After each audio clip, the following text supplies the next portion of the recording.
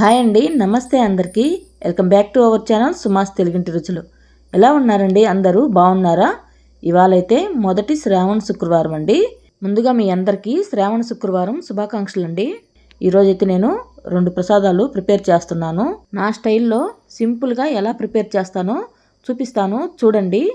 ఆ ప్రసాదాలు వచ్చేసి సేమియా పాయసం, అలాగే పులిహోర అండి. ఇవి టేస్ట్ అయితే చాలా బాగుంటాయి. ఒకసారి మీరు కూడా చూసి ప్రిపేర్ చేసుకోండి, ఓకేనా? నిన్న రాత్రే కిచెన్ అంతా క్లీన్ చేశానండి. మొత్తం అన్నీ కడిగి పెట్టాను, సామాన్ అంతా. అలాగే స్టవ్ కూడా నీట్గా కడిగేసి పూజించానండి. ముందుగా స్టవ్ వెలిగించి స్టవ్ మీద ఒక గిన్నె పెట్టానండి. స్టీల్ గిన్నె కొత్తది ఉంటే దాంట్లో ప్రిపేర్ చేద్దామనేసి ఆ గిన్నె పెట్టానండి. ఇప్పుడు 1 టీ స్పూను నెయ్యి వేసుకోవాలి. నెయ్యి ఆవు నెయ్యి అని చెప్తున్నాను, అది కొంచెమే ఉంది, అయిపోయింది అని చెప్తున్నానండి. అది డబ్బా తెచ్చి చాలా రోజులు అవుతుంది, ప్రసాదాలకు మాత్రమే వాడతానండి. వచ్చింది, అది చెప్తున్నాను మీకు. నెయ్యి అయితే 1 స్పూన్ వేస్తున్నానండి. నెక్స్ట్ వచ్చేసి ఇందులో జీడిపప్పు, కిస్మిస్ వేసుకోవాలి. వీటిని కలుపుకుంటూ ఫ్రై చేసుకోవాలి. గోల్డెన్ బ్రౌన్ కలర్ వచ్చేంత వరకు ఫ్రై చేసుకోవాలండి. తొందరగా మాడిపోతాయి, చూసుకొని తీసేసేయాలి. ఇక దగ్గర నుంచి చూపిస్తా ఉన్నానండి. ఇదిగోండి, ఇవి ఫ్రై అయ్యాయి చూడండి, నీట్గా ఫ్రై అయ్యాయండి. ఇప్పుడు ఒక బౌల్లోకి తీసుకుందాము ఇవి.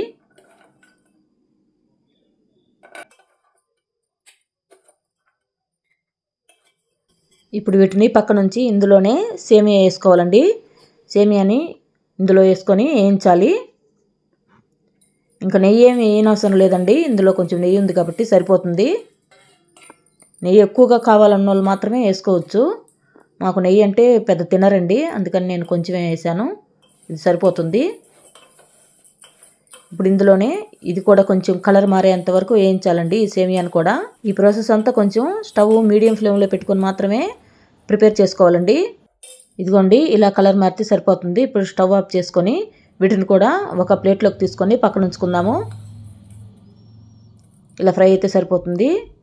ఇప్పుడు నెక్స్ట్ వచ్చేసి అదే బౌల్లో 1 గ్లాసు పాలు పోయాలి, 1 గ్లాసు వాటర్ పోసుకోవాలండి. గ్లాసు పాలకి 1 గ్లాసు వాటరు అంతే సరిపోతాయండి. ఇప్పుడు వీటిని ఒక పొంగు రానివ్వాలి. ఒక పొంగు వచ్చిన తర్వాత సేమియా వేసుకోవాలండి.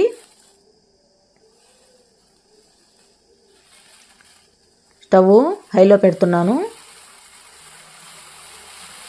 ఇలా ఒక పొంగు వచ్చిన తర్వాత సేమియా వేసుకుంటే బాగుంటుందండి. పొంగు వచ్చింది కదా, ఇప్పుడు సేమియా వేసుకుంటున్నాను. మనం ఇందాక ఫ్రై చేసాం కదా నెయ్యిలో, ఆ సేమియానండి. వేసుకున్న తర్వాత నీట్గా ఇంకొకసారి కలపాలి. అడుగంటకుండా కలుపుకుంటూ ఉడికించాలండి ఈ సేమియాని.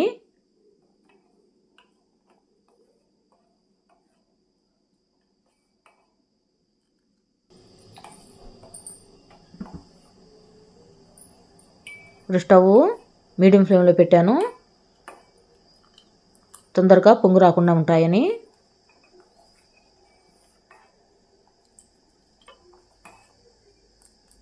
ఇలా మీడియం ఫ్లేమ్లో పెట్టుకొని ఉడికించుకోవాలి.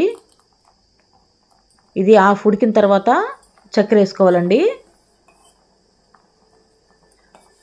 అంటే సగభాగం ఉడికిన తర్వాత చక్కెర వేసుకోవాలి. పూర్తిగా ఉడికిన తర్వాత వేస్తే మరి సేమియా మెత్తగా అయిపోతాయి, బాగోదు. ఇదిగోండి, ఇలా ఉడికిన తర్వాత ఇప్పుడు వచ్చేసి చక్కెర వేసుకోవాలి. చక్కెర అయితే 1 కప్పు వేసుకుంటున్నాను. 1 కప్పు సేమియా ఉంటాయి, 1 కప్పు సేమియాకి 1 కప్పు చక్కెర, అంతేనండి. ఇప్పుడు ఈ చక్కెర కరిగేంత వరకు కలుపుకోవాలి. ఇలా కలుపుకుంటూ ఉడికించుకోవాలండి.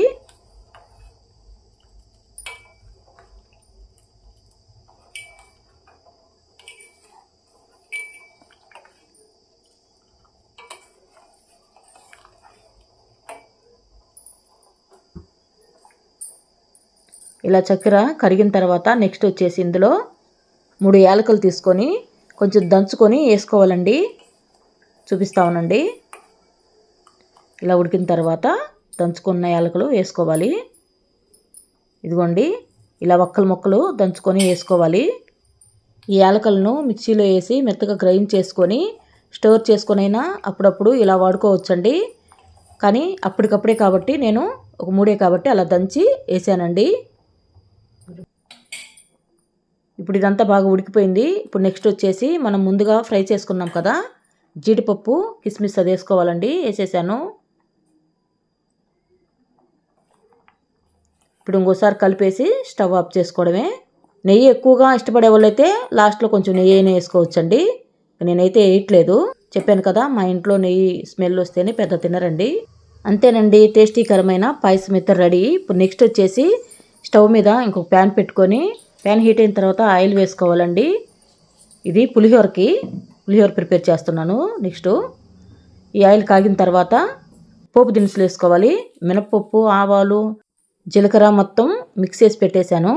అవన్నీ వేసుకోవాలండి. ఇప్పుడు నెక్స్ట్ ఇందులో వేరుశనగపప్పు వేసుకోవాలి.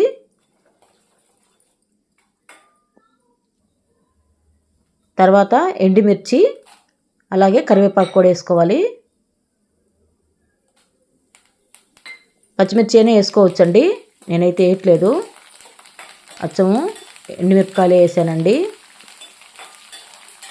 పచ్చిమిర్చి చూడలేదు, ఉన్నాయనుకున్నాను ఇంట్లో, కానీ లేవండి. అందుకని ఎండుమిరపకాయలు మాత్రం వేసాను. మీరు పచ్చిమిరపకాయలు ఉంటే పచ్చిమిరపకాయలు వేసుకోండి, బాగుంటుంది.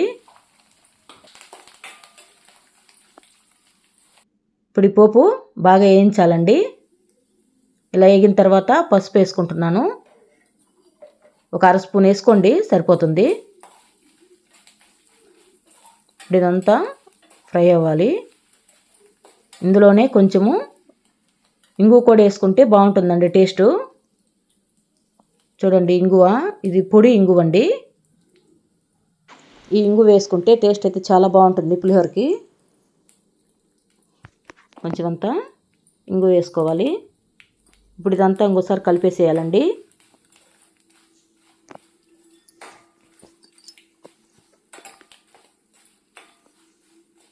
ఇలా పోపు వేయించిన తర్వాత చింతపండు నేను ముందే నానబెట్టేశానండి. మీకు చెప్పడం మర్చిపోయాను, ముందే నానబెట్టేశాను.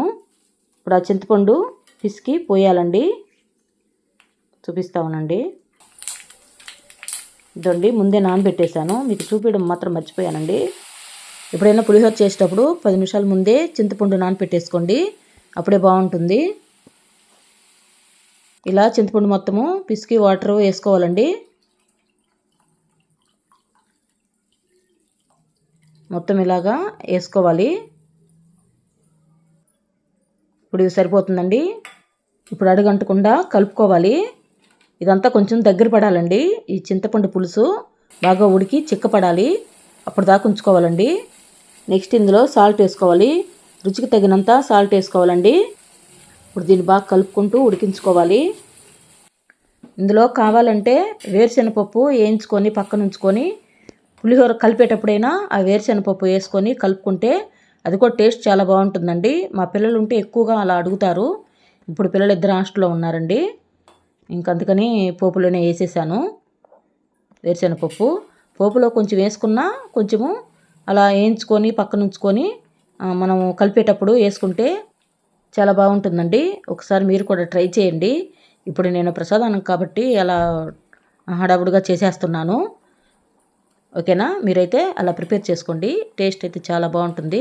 అంటే మనం తినేటప్పుడు ఆ పప్పులు తగులుతూ ఉంటాయి కదా, పొంటికి బాగుంటుంది. ఓకేనండి, ఇప్పుడు చింతపండు పులుసు అయితే చిక్కబడింది, చూస్తున్నారు కదా. ఇప్పుడు స్టవ్ ఆఫ్ చేసుకోవాలి. బాగా చిక్కబడిందండి, సరిపోతుంది. ఇప్పుడు నేనైతే రైసు ముందే ప్రిపేర్ చేసి పెట్టేశానండి, చూపిస్తా ఉన్నానండి మీకు. ఇదండి, రైస్ అయితే వండేసాను. అంటే లేట్ అవుతుంది కదా అనేసి ముందే వండేసానండి. స్నానం చేయగానే ముందు రైస్ వండేసి పక్కన ఉంచేసాను. అంటే 2 రెసిపీలు కదా, లేట్ అవుతుందేమో అనేసి. ఇప్పుడు దీనికి సరిపడినంత పులుసు వేసుకొని కలుపుకోవాలండి. సరిపోతుంది. దీన్ని కలుపుకోవాలి. ఇప్పుడు కాలుతుందనేసి అలా హస్తంతో కలుపుతున్నానండి. కొంచెం చల్లారిన తర్వాత చేత్తో కలుపుతాను. ఈ పులిహోర వచ్చేసి చేత్తో కలిపితేనేనండి టేస్టు అని అంటారు చాలామంది. అది మాత్రం వాస్తవేనండి. మనం చేత్తో కలిపితేనే టేస్టు చాలా బాగుంటుంది.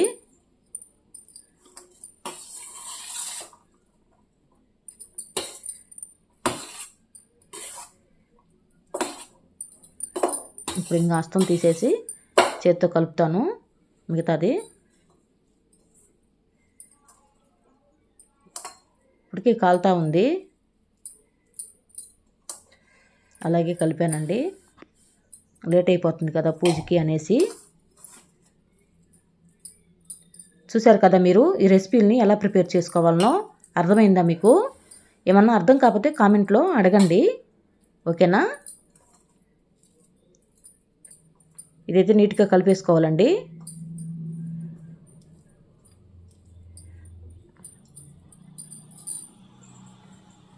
చూసారా ఎలా ఉందో పులిహోర? చూస్తుంటేనే చాలా బాగుంది కదా. ఇప్పుడైతే 2 ప్రసాదాలు దేవుడి దగ్గర పెట్టి దండం పెట్టుకోవాలండి. ఓకేనండి, ప్రసాదాలు అయితే అర్థమయ్యాయి కదా మీకు? అర్థం కాకపోతే కామెంట్లో అడగండి. ఇప్పుడు నెక్స్ట్ పూజ చేస్తున్నానండి. పూజ మొత్తం పూర్తయిన తర్వాత హారతి ఇచ్చేటప్పుడు ఇది కూడా వీడియో తీసి పెడితే బాగుంటుంది కదా అనేసి హారతి ఇచ్చేటప్పుడు వీడియో తీసానండి.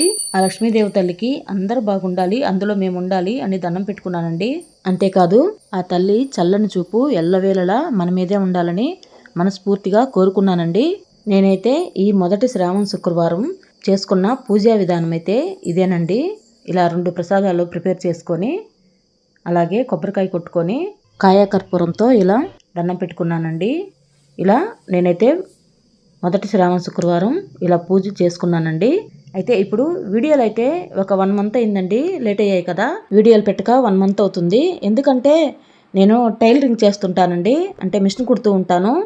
ఈ పండుగలు వస్తే ఈ మిషన్ కుట్టేది ఎక్కువగా ఉంటాయి పనులు, అందుకని ఈ యూట్యూబ్ వీడియోలు కొంచెం పక్కన పెట్టానండి. బ్లౌజులు స్టిచ్చింగ్ చేస్తూ ఉంటానండి.